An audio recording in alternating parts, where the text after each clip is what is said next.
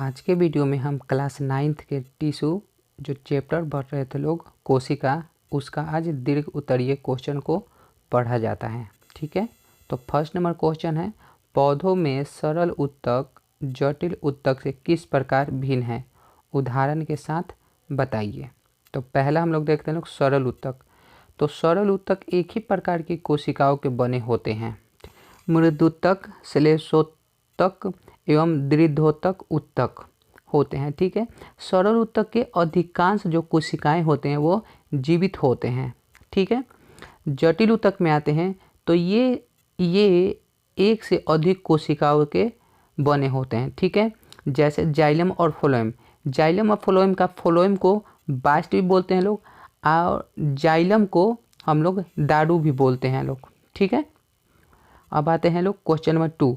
स्थिति के आधार पर विभोजित ऊतक के विभिन्न प्रकारों का वर्णन करें। ठीक है, तो चलिए आंसर देखते हैं लोग इसका।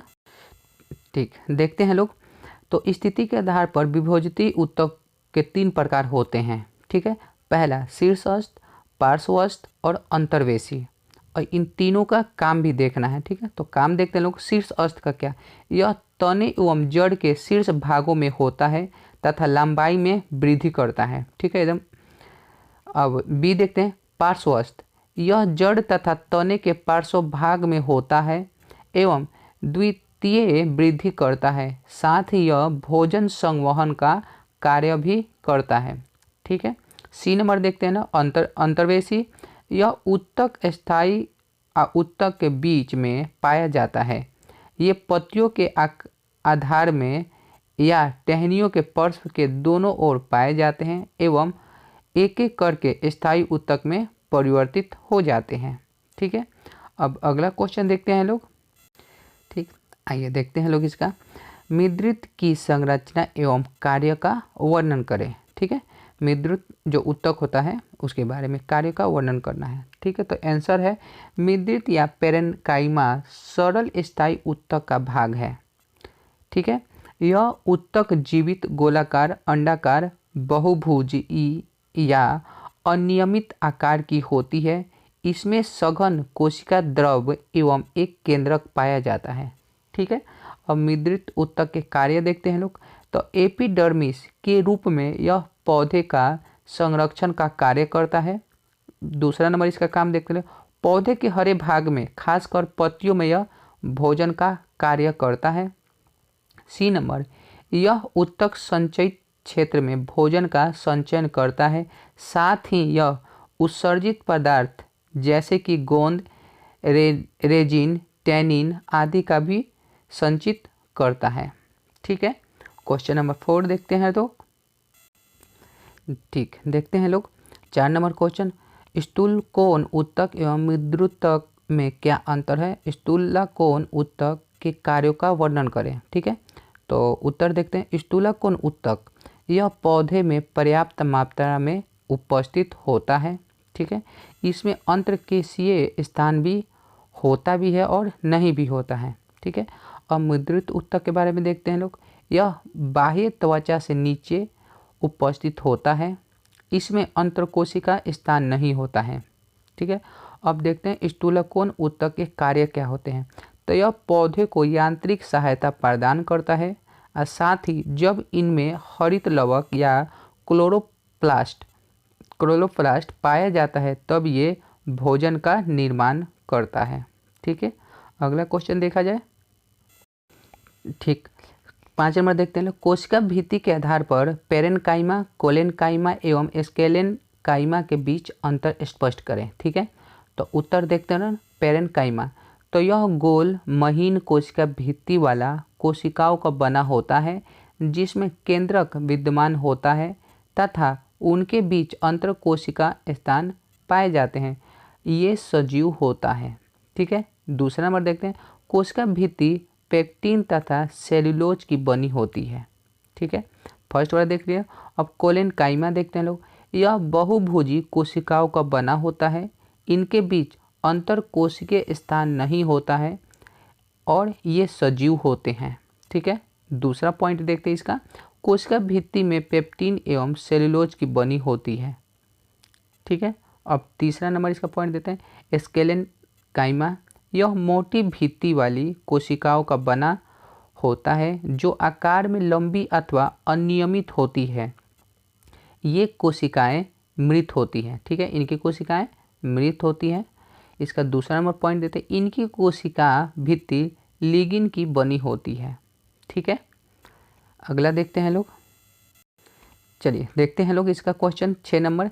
पत्तियों के एपिडर्मिस पर पाए जाने वाले रंध्र स्टोमाटा की रचना तथा कार्य का विवरण करें, ठीक है। तो पत्तियों पे एक बहुत छोटा गोलाकार आकार का पाया जाता है जिसे गार्ड के नाम से भी जानते हैं लोग, ठीक है, जिसे रंध्र भी बोला जाता है और स्टोमाटा भी बोला जाता है। तो इसके कार्य का वर्णन करते हैं लोग। तो उत्तर, पौधों की पत्तियों की सतह पर छोटे छोटे छिद्र पाए जाते हैं जिन्हें रंध्र या गार्ड कहा जाता है, ठीक है। संरचना देखते हैं, यह बृहद किडनी के आकार वाली 2 रक्षी कोशिकाओं से घिरी रहती है, ठीक है। इसका कार्य देखते हैं लोग। तो वाष्पोत्सर्जन रंध्र के माध्यम से ही वाष्पोत्सर्जन की क्रिया संपन्न होती है। दूसरा कार्य इसका देखते हैं लोग, गैसों का आदान प्रदान रंध्रों के द्वारा ही प्रकाश संश्लेषण एवं श्वसन के दौरान गैसों का विनिमय होता है, ठीक है। इसी के द्वारा क्या होता है, पत्तियों के ऊपर जो रंध्र होता है तो वातावरण से जब पानी की ज़रूरत होता है तो इसी के द्वारा क्या होता है, पानियों को ऑब्जर्व किया जाता है और जब पानी भर जाता है तो इसका मुंह बंद हो जाता है, ठीक है। अगला क्वेश्चन देखते हैं लोग, ठीक है, देखते हैं लोग इनको। कर्क कोशिका की रचना एवं कार्यों का वर्णन करें। चलिए देखते हैं लोग उत्तर, वृक्षों के बाहरी त्वचा को कर्क कोशिका के नाम से जाना जाता है। संरचना, ये कोशिका का निर्माण पेड़ के जड़ तथा तना के पुराने होने से ही होता है। इनकी कोशिकाएं मृत होती है एवं इनके बीचों बीच स्थान में अंतर कोशिका स्थान नहीं होता है। इन कोशिकाओं की दीवारें मोटी होती है जिसके कारण इस पर सुबेरिन नामक कार्बनिक पदार्थ जमा होता है, इसीलिए इनकी भित्ति से जल एवं गैस नहीं जा सकती है। इन कोशिकाओं में जीवद्रव नहीं होता है, ठीक है। कर्क कोशिका के कार्य, तो कर्क कोशिका का कार्य बाहरी आघातों से रक्षा करना होता है। आप लोग देखते हैं लोग पेड़ के बाहरी जो त्वचा होता है कितना सख्त होता है, ठीक है। आगे देखते हैं लोग 8 नंबर क्वेश्चन देखा जाए, जाइलम उत्तक की रचना एवं कार्यों का वर्णन करें। जाइलम चाहे दारू, दोनों बातें की है। उत्तर, वाहिनिकाएं इनकी कोशिकाएं लंबी जीवद्रवहीन दोनों सिरों पर नुकीले तथा मृत होती है। कोशिका भित्ति मोटी एवं स्थूलित होती है। वाहिनिकाएं संवेदनी पौधों की प्राथमिक तथा द्वितीय जाइलम दोनों में ही पाई जाती है। देखते हैं लोग इसका दूसरा पॉइंट, वाहिकाएं इनकी कोशिकाएं मृत एवं लंबी नली के समान होती है। कभी कभी स्थूलित भित्तियां विभिन्न तरह से मोटी होकर वलयकाय, सर्पिलकाय, सीढ़ीनुमा, गड़ती, जाली रूपी वाहिकाएं बनाती है। ये वाहिकाएं एंजियोस्पर्म पौधे के प्राथमिक एवं द्वितीय जाइलम में पाई जाती है, ठीक है। जाइलम तंतु, ठीक है, ये लंबे शंकुरूपी तथा स्थूलित भित्ति वाले मृत कोशिकाएं हैं और प्रायः कोष्ठीय द्विबीजपत्री पौधे में पाए जाते हैं, ठीक है। 4 नंबर इसको देखते हैं, जाइलम मुद्रित, इसकी कोशिकाएं प्रायः पैरेन्काइम्स एवं जीवित होती है, ठीक है। जाइलम उत्तक के कार्य देख लेते हैं लोग।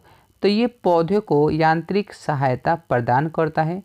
ये जड़ से जल एवं खनिज लवण को पत्तियों तक पहुंचाता है। 3 नंबर इसका कार्य, यह भोजन संग्रह का कार्य भी करता है। जाइलम का ये काम होता है, ठीक है। अगले नंबर क्वेश्चन देखते हैं लोग, फ्लोएम उत्तक क्या है, यह कहाँ पाया जाता है, इसके कार्य का वर्णन करें, ठीक है।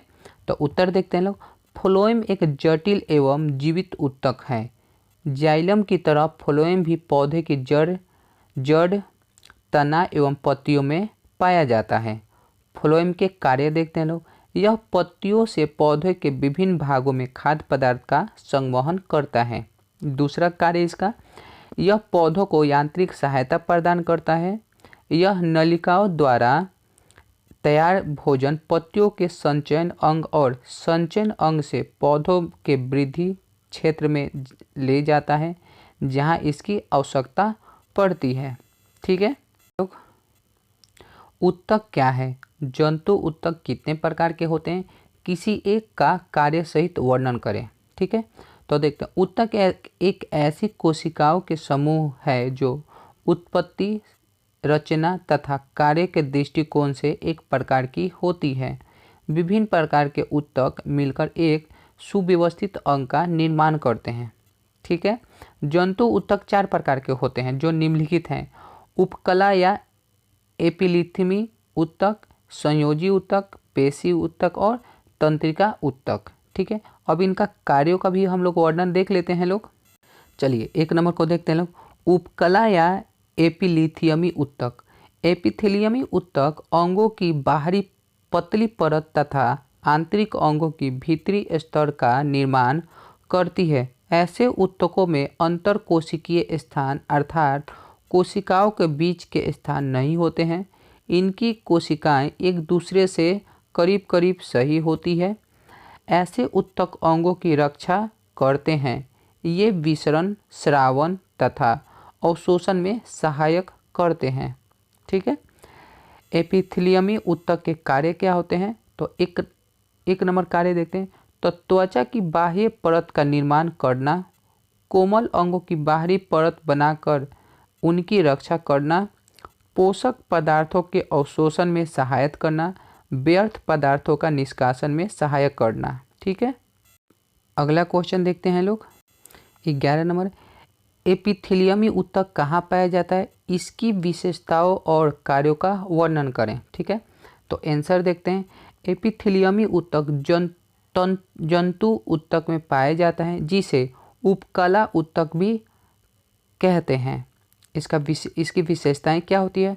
तो यह उत्तक अत्यंत महीन और चिकनी झिल्ली की तरह है जो अंगों की बाहरी पतली परत तथा आंतरिक अंगों की भीतरी स्तर का निर्माण करती है। एपिथेलियमी उत्तक की कोशिकाओं का आकार उनके स्थान तथा कार्य के अनुसार अलग अलग होता है। ठीक है, चलिए इनके प्रकार और कार्य के बारे में देख लेते हैं लोग। तो यह सामान्यतः 4 प्रकार के एपिथेलियम उत्तक होते हैं। ठीक है, तो पहला है सल्की या सल्काभ एपिथेलियम, दूसरा है क्यूबाइडल एपिथेलियम, 3rd नंबर है स्तंभाकार एपिथेलियम, अपक्षमामी एपिथेलियम। ठीक है, इन चारों से मिलकर एपिथेलियम उत्तक का निर्माण होता है। ठीक है, अब इनके कार्यों को देख लेते हैं लोग। ये उत्तक आंतरिक अंगों को सुरक्षा देना तथा रक्त वाहिनियों एवं वायु कोशों में पदार्थों के विसरण में सहायता देती हैं। ठीक है, दूसरा नंबर इसका काम देख लें। ये उत्तक अवशोषण एवं स्रावन के अतिरिक्त अंगों को नियंत्रित सहारा भी प्रदान करते हैं। अंडवाहिनी में ऐसी कोशिकाओं की सीलिया अपने गति के द्वारा अंडाणु को एक ही दिशा में जाने में मदद करती है। ठीक है, तो ये सब इनका कार्य रहा। अगला क्वेश्चन हम देखते हैं हम लोग क्वेश्चन नंबर 12 देखते हैं लोग। संयोजी उत्तक क्या है? किसी एक प्रकार के संयोजी उत्तक का कार्य वर्णन करें। ठीक है, तो उत्तर देखते हैं। वैसा उत्तक जो अन्य उत्तकों को एक साथ बांधकर उन्हें मजबूती और सहायता प्रदान करता है संयोजी उत्तक कहलाता है। यह 3 प्रकार के होते हैं। पहला वास्तविक, कंकाल, तरल या संवहनी उत्तक। ठीक है, अब इनका देखते हैं लोग। वासा संयोगी या एडिपोज उत्तक। ये उत्तक गोलाकार एवं अंडाकार रूप में पाया जाता है जिसमें वसा की बूंदें भरी होती है। यह उत्तक त्वचा के नीचे चर्बी के रूप में आंतरिक अंगों के बीच तथा मेढक के बृहक के शीर्ष पर स्थित वासुपुंजों में पाया जाता है। ठीक है, ये 3 प्रकार देख लिए लोग। अब आए इसके कार्य के बारे में देख लेते हैं लोग। इनके कार्य देखते हैं लोग। तो यह उत्तक संचित भोज्य पदार्थ का कार्य करता है जिसका उपयोग आवश्यकता के समय होता है। दूसरा इसका कार्य क्या है, यह बाहरी चोटों से अंगों की रक्षा करता है। तीसरा, ठंड से शरीर की रक्षा करता है। और चौथा, इसकी मात्रा अधिक होने पर यह शरीर को मोटा बना देता है। ठीक है, क्वेश्चन नंबर 14 देखते हैं लोग, 13 नंबर देखते हैं लोग। तो रक्त या रुधिर की संरचना का वर्णन करें। ठीक है, तो उत्तर देखते हैं। रक्त या रुधिर तरल संयोजी ऊतक के अंतर्गत आते हैं। इनका अंतरकोशिकीय पदार्थ तरल होता है जिसमें कोशिकाएं बिखरी होती है। ठीक है, संरचना देखते हैं लोग। रक्त या रुधिर के तरल भाग को प्लाज्मा कहते हैं जिसमें रुधिर कणिकाएं पाई जाती है। ठीक है, अब इसमें देखते हैं लोग प्लाज्मा। यह हल्के पीले रंग का चिपचिपा और थोड़ा क्षारीय द्रव है। ठीक है, आयतन के हिसाब से सारे रुधिर का 55% भाग होता है। शेष 45 में रुधिर कणिकाएं होती है। प्लाज्मा में 90% जल एवं शेष 10% प्रोटीन तथा कार्बनिक और अकार्बनिक पदार्थ होते हैं। ठीक है, चलिए आगे देखते हैं लोग। रुधिर कणिकाएं ये 3 प्रकार की होती हैं जो इस प्रकार है। लाल रुधिर कणिकाएं, ठीक है, श्वेत रुधिर कणिकाएं और प्लेटलेट्स। अब इन तीनों चीज़ के बारे में हम लोग क्या करते हैं, लोग पढ़ लेते हैं।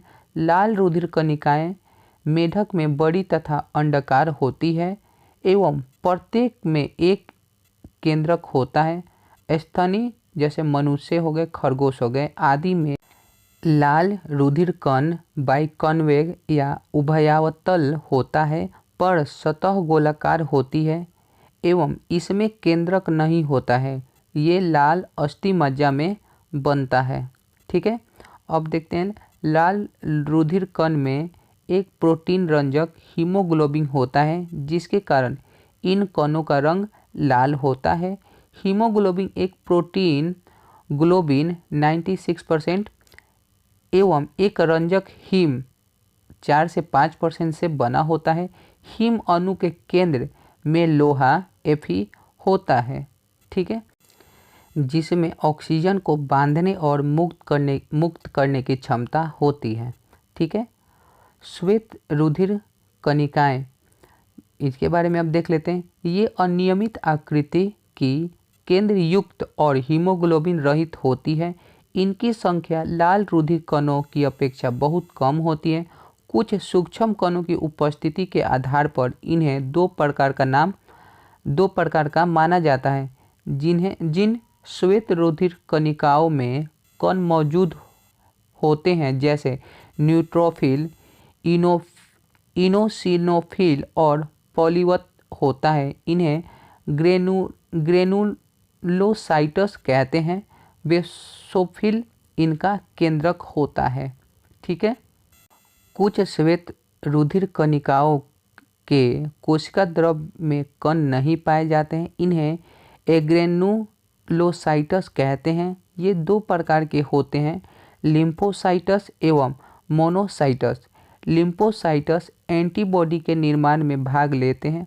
अन्य श्वेत रुधिर कणिकाएं जीवाणु को नष्ट करने का प्रधान कार्य करते हैं। ठीक है, अब प्लेटलेट्स के बारे में पढ़ते हैं लोग। तो रुधिर प्लेटलेट्स मेढक के रुधिर में छोटी छोटी तड़की आकार की केंद्रयुक्त कोशिकाएं पाई जाती है, इन्हें थ्रोम्बोसाइट्स कहते हैं। स्तनियों में ये सूक्ष्म रंगहीन केंद्रहीन कुछ गोलाकार टिकिए के समान होते हैं, इन्हें प्लेटलेट्स कहते हैं। रक्त के थक्का बनने में मदद करना इनका कार्य होता है। ठीक है, प्लेटलेट्स रक्त को थक्का बनाने के कार्य को करते हैं लोग। ठीक है, क्वेश्चन नंबर 14 देखते हैं लोग। पेशी ऊतक क्या है? तो पेशी ऊतक जंतु ऊतक का एक भाग है जो पेशी कोशिकाओं का बना होता है। इस ऊतक की कोशिकाएं लंबी होती है। जंतुओं के शारीरिक अंगों में गति पेशी ऊतक के कारण ही होता है। ठीक है, अब बोल रहा है पेशी ऊतक, तो पता चल गया। अरेखिक तथा रेखिक पेशी ऊतक की रचना एवं कार्यों का वर्णन करें। ठीक है, तो पेशी ऊतक तो आपको पता चल गया।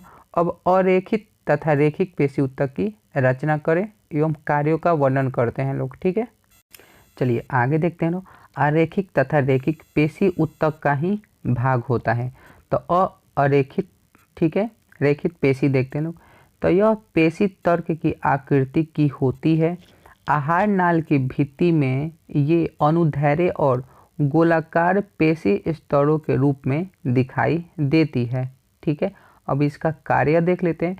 तो आहार नाल के एक भाग से दूसरे भाग में भोजन का प्रवाह संकुचन एवं क्रिया के कारण संपन्न होती है।